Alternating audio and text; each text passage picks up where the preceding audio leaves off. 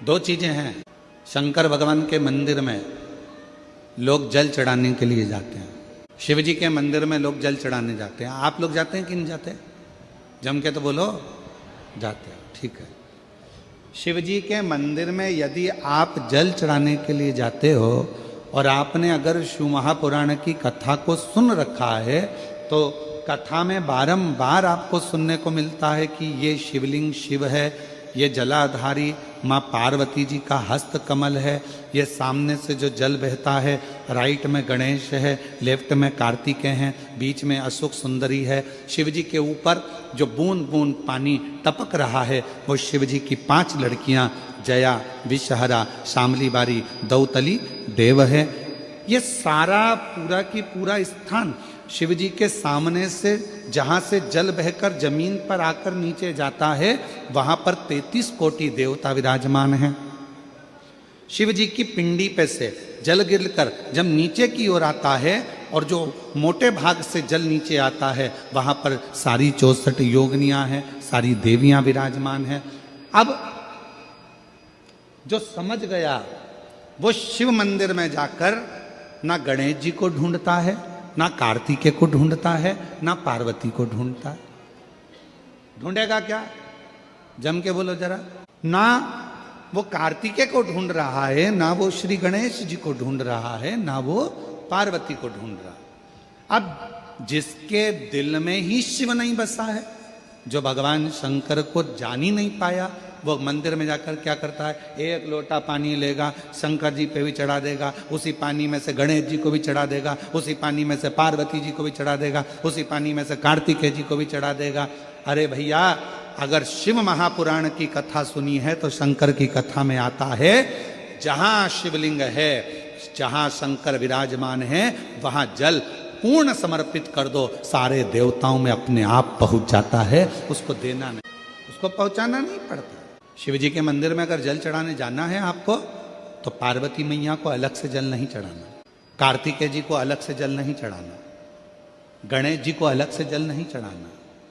किसी भी मूर्ति पर शिव को जल चढ़ाने जाओ तो अलग से किसी मूर्ति पर जल मत चढ़ाओ, ना पार्वती जी को, ना गणेश जी को, ना कार्तिकेय जी को। अगर जल चढ़ाना है तो केवल देव अधिदेव महादेव पर चढ़ाओ, वो जल सारे देवताओं तक अपने आप पहुंच जाएगा, उसको पहुंचाने की जरूरत नहीं है। चलो और सरल भाषा में समझ लो। तुम्हारे घर में तुलसी का पौधा है? हाथ उठाओ जरा, किस किस के यहाँ? सब लोग रख लो। अब ठीक है, रखो। तुलसी के पौधे में पानी कौन कौन देता है? सब देते हो, ठीक है। पत्ते पे देते हो क्या? नहीं। डाली पर देते हो क्या? नहीं। मंजरी पर देते हो क्या? तुलसी में पानी कहाँ दिया जाता है? तुलसी की जड़ में। जड़ में पानी दे दिया तो वो तुलसी के पत्ते पत्ते में पानी पहुंच जाता है, मंजरी में पानी पहुंच जाता है। वृक्ष की जड़ में पानी दे दिया तो वो पानी सब दूर फल में, फूल में, डाली में, पत्ती में, सब जगह पर वो पानी पहुंच जाता है। उसी तरह जैसे जल जड़ में दिया जाता है, पानी जड़ में दिया जाता है तो वो सब जगह पहुंच जाता है। उसी तरह शिव मंदिर में केवल शंकर भगवान पर जल चढ़ाया जाता है तो वो सब देवताओं तक पहुंच जाए, सब देवताओं। और शंभु, आपको अलग से जल देने की जरूरत नहीं, पत्ते पर अलग से पानी डालने की जरूरत नहीं है, डाली में अलग से जल देने की जरूरत नहीं है।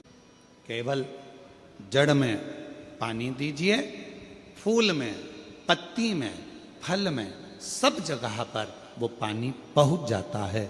उसी तरह अगर जल देना है तो शंकर जी के मंदिर में कभी भी जाओ, ना पार्वती जी को पानी चढ़ाना, ना गणेश जी को पानी चढ़ाना, ना कार्तिकेय जी को पानी चढ़ाना। अगर लोटा भर के जल चढ़ाना है तो किस पे? महादेव पर चढ़ाओ। गलती तो नहीं करोगे? बोलो तो जम के। कहाँ जल चढ़ाओगे? शिव जी पर। अब कई लोग पार्वती जी कपड़े पहनी है, वस्त्र पहनी है तो भी पानी चढ़ा के चले जाते हैं, गणेश जी वस्त्र पहने हैं तो भी लोग पानी चढ़ा के चले जाते हैं, कार्तिकेय जी वस्त्र पहने हैं तो भी लोग पानी चढ़ा देते हैं। ये ठीक नहीं। शिव महापुराण में सीधी सीधी बात करी है, सारी समस्या का हल एक लोटा जल। अब जल कितना लेकर गई हो मंदिर के लिए? जम के बोलो, एक लोटा। अब सियोर वाला महाराज कह रहा है कि एक लोटा जल सारी समस्या का हल। तुम जल चढ़ाते चढ़ाते इतने दिन हो गए, तुम्हारी समस्या का हल क्यों नहीं हुआ? क्यों? क्योंकि तुम पूरा एक लोटा जल शिव जी को दे ही नहीं पा रही हो।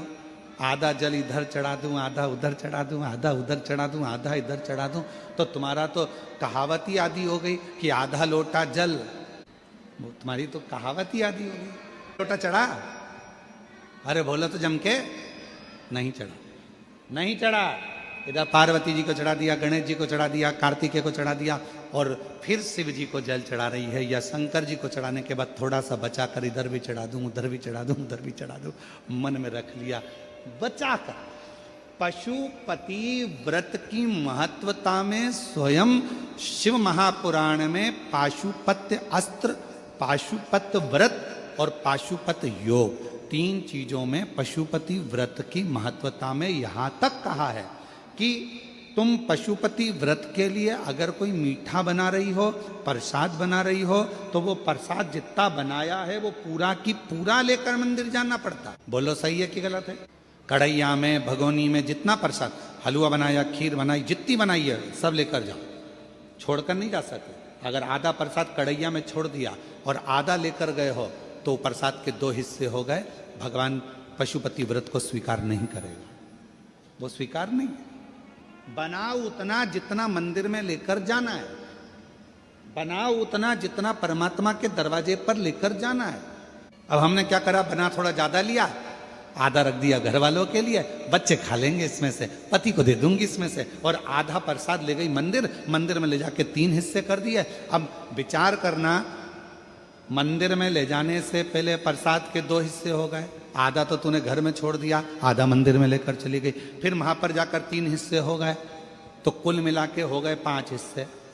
तो मतलब ही क्या हुआ फिर उस प्रसाद? और फिर क्या कर रही है, मैंने 4 बार पशुपति व्रत करा गुरुजी, पर ना जाने क्या ऐसा योग बना कि भगवान मेरी सुनते, भगवान मेरी सुनते ही नहीं।